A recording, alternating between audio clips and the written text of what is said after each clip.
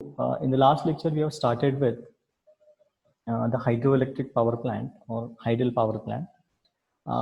In this power plant, we have seen the working principle and different components of hydropower plant.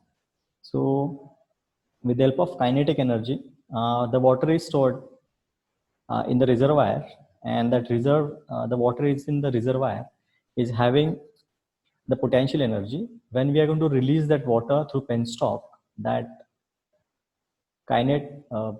potential energy is getting converted into the kinetic energy, and that kinetic energy is converted into mechanical energy with the help of turbine.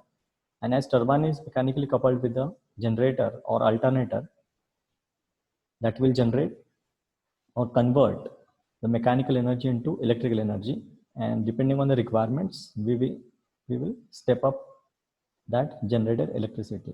So this is what overall working of hydro electric power station. Let's proceed further for different components. So these are a list of different components for hydropower plant: catchment area, reservoir, dam, spillway, conduits, that is penstock, already we've seen, surge tank for safety purpose, draft tube, uh, powerhouse, and switchyard for the power evacuation or power generation.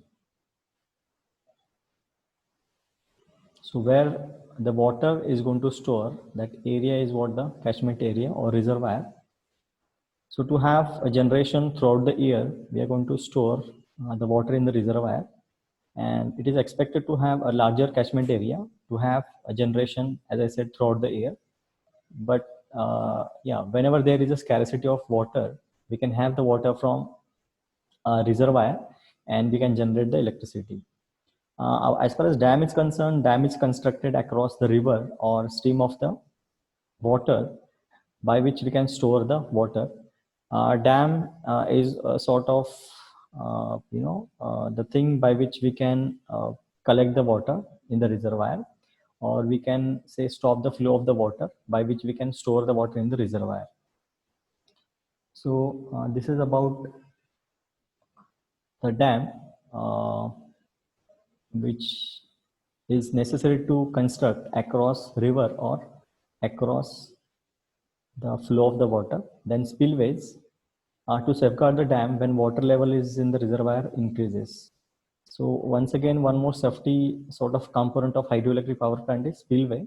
So whenever there is excess amount of water, so that water can be taken out with the help of spillway, by which we can say safeguard the dam which we have constructed for the hydroelectric power plant. Then moving towards next is the forebay. It enlarged body of the water just above the intake. Then conduits, that is what the penstock. This is what the way or the channel through which we are going to take water into the powerhouse. This is already we have seen in the last lecture. I'm just taking the overview of that initially. So this is what the forebay with the penstock. So this part is the forebay, extended part of the dam, and this is what the penstock by which we can take the water from the dam or reservoir towards the powerhouse. Next is also a sort of penstock, which already we have seen. Then about the safety of the penstock or the channel through which we can take water from reservoir to the powerhouse, the safety tank. So whenever there is a sudden load or a negative pressure, so to avoid, one more term we have seen the last time is what the water hammer effect. So whenever the water which is flowing, when suddenly get disturbed, so due to that, there will be a water hammer effect onto the penstock or the channel or conduit through which the water is getting passed. So to prevent this water hammer effect as well as the negative pressure, and to protect the penstock, we are having one component which is a surge tank. So surge tank will protect the penstock whenever there is a whenever gates, that is the walls by which we can enter the release the water into the powerhouse. When we are going to close that walls, or when we are going to suddenly open that wall, there will be a sudden pressure onto the penstock, as already we have discussed. So to release that pressure, we have used surge tank or safety tank. Then draft tubes to reduce the velocity head losses of the water, as well as to allow the turbine to be set above the tail race to facilitate inspection and maintenance. So whenever there is a requirement of inspection of or maintenance of the turbine, so through the draft tubes we can enter into the, so before the turbine we can have such kind of draft tubes. This is elbow type draft tube, and second one is straight conical type draft tube. So through this, we are going to pass the water to the turbine as well. Whenever there is a necessity of the maintenance, so through which we can enter into the, or we can go near to the turbine. Then next is the casing. So this is what the channel through which we are going to enter, or we are going to put the water into inside the turbine. So this is what where we are going to insert the water into this particular case. Here inside we are having the turbine, and through this channel the water is getting or putting pressure onto the turbine, by which it will get rotate. So this is what scroll casing.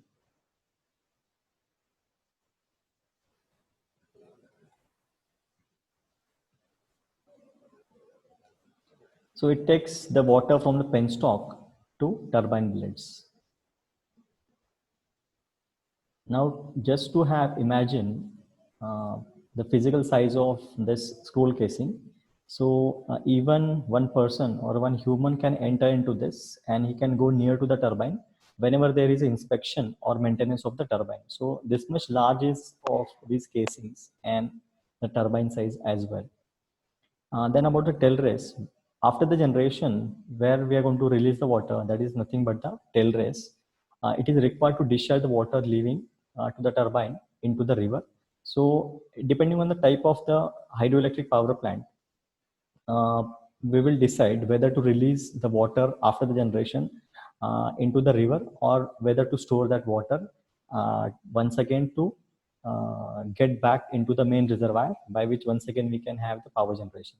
So depending on that, after the tail race, either we will release that water into the river, by which it can be utilized for, say, agricultural purpose or drinking water purpose. Else we will store it once again, and the plant like pump storage plant or the hydropower plant with pondage, we can store that water into the reservoir, and whenever there is a less load onto the generation, we can pump back that water for to release the load or to have excess generation at the time of excessive load.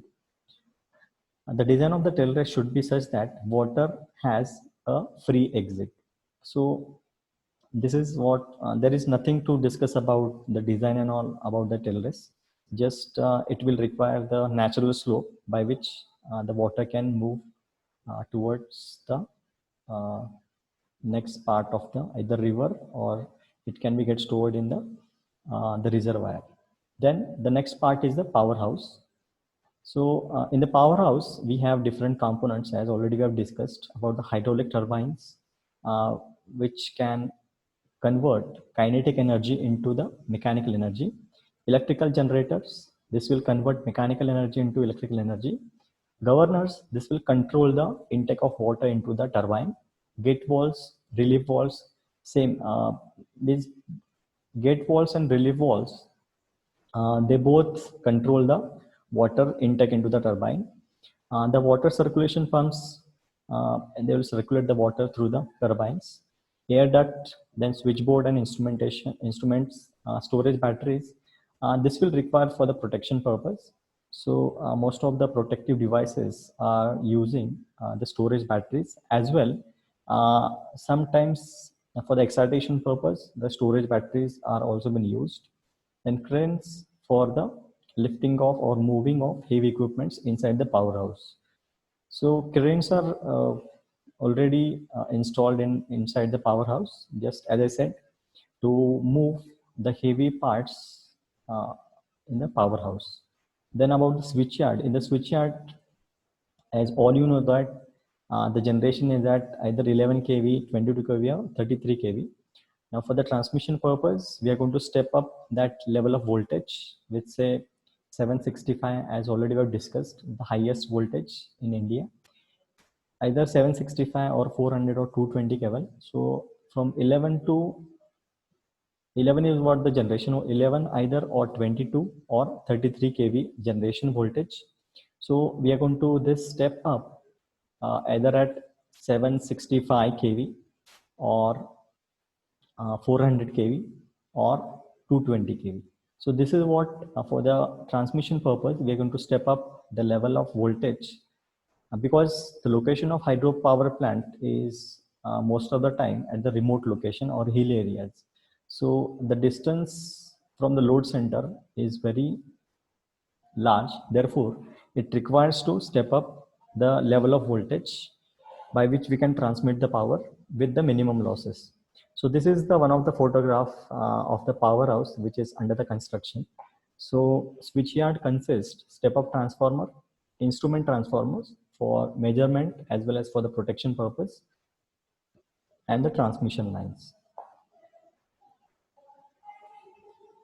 Moving toward the next. The most important part as far as hydroelectric power plant is concerned, which is the hydraulic turbines. So once again, uh, there is, or we can classify according to the different constraint. That is, we can classify hydraulic turbines with different constraint. First constraint is according to the head and quantity of water available.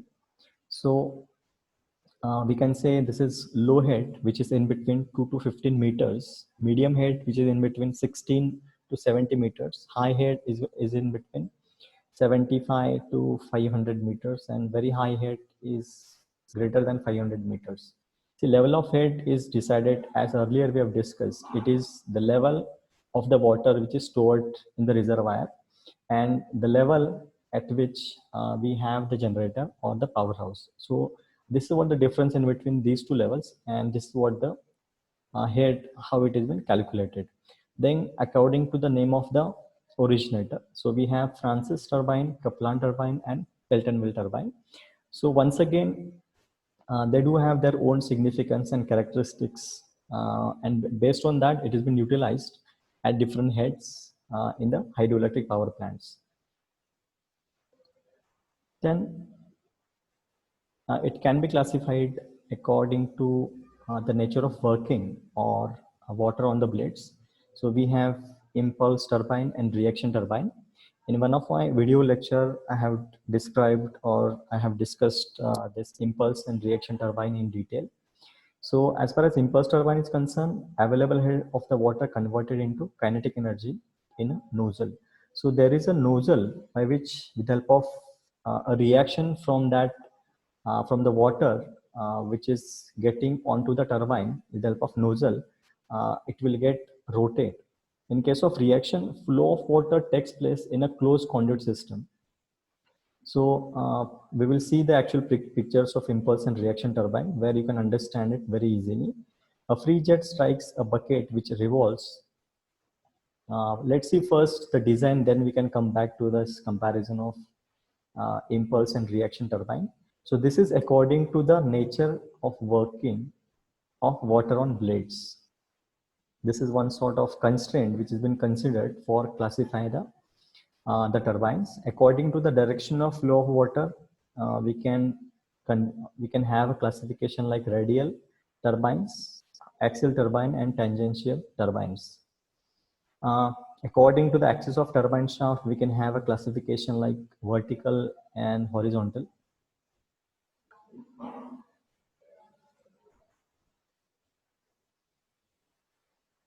This is the Kaplan turbine.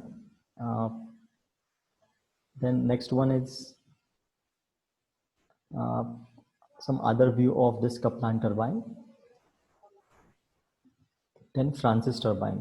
So these are what the ducts. These are what the ducts where the water is pressurized water is introduced into these ducts, and as it is been getting pressurized water, it will get rotate like this in this direction. Means depending on how we are going to feed the pressurized water into the different ducts of the turbine, it will get rotate. So this is about the Francis turbine. This is the runner of the Francis turbine. So as I already explained, this you can clearly see in this picture. So just already we have seen sort of crane. So this is also the view of a generating station or powerhouse where the lift is been used, sorry, crane is been used to lift the turbine. So this is how the crane system is, sort of placed inside the powerhouse, by which, see, because uh, with the help of human, it is a bit difficult to lift and place into the appropriate place such kind of huge and very high weight turbine or any other mechanical parts. So therefore, for the movement of all these things, heavy mechanical parts or components, we will have a crane inside the powerhouse. Moving towards the next part, that is, this is the Francis runner. Same way, same thing. And this is a Pelton wheel, or you can say a reaction turbine. So on these are what the small blades. The pressurized water is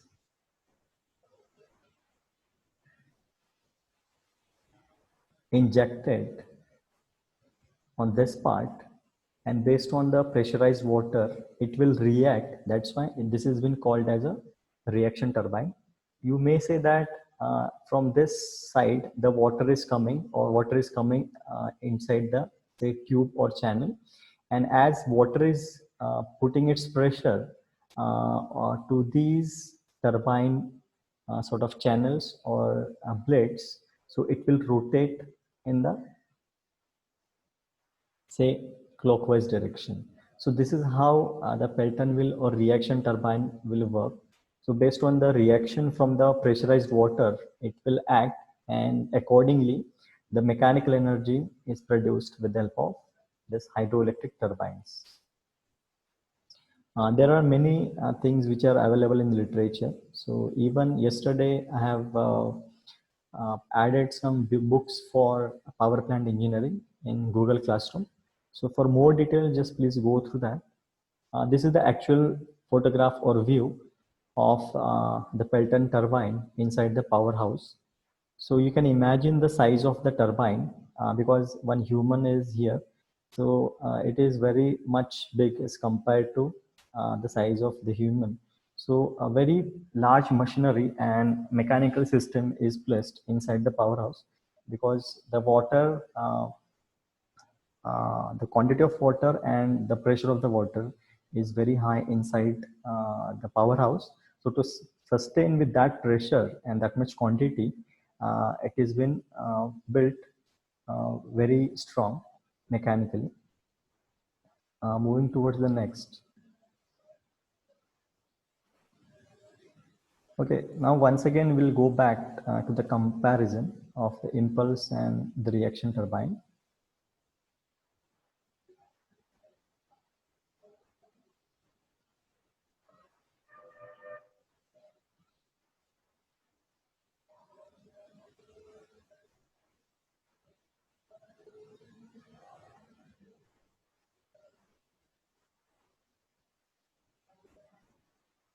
Yeah, so about the comparison between impulse and reaction turbine, available head of the water is converted into kinetic energy in a nozzle. Flow of water takes place in a closed conduit system. So as we have seen for that reaction turbine, from the closed conduit system, the water is having inserted into the pressurized water is inserted into the conduit, and in that conduit, the turbine is placed. So This is how the reaction turbine can convert kinetic energy into the mechanical energy. The free jet strikes a bucket which revolves around the shaft. A part of uh, E is converted into Ke, potential energy is converted into kinetic energy, and part into the pressure energy. Turbine, this turbine, impulse turbine, we can place above the ground. The water flows in a closed conduit system, and turbine are submerged in the water.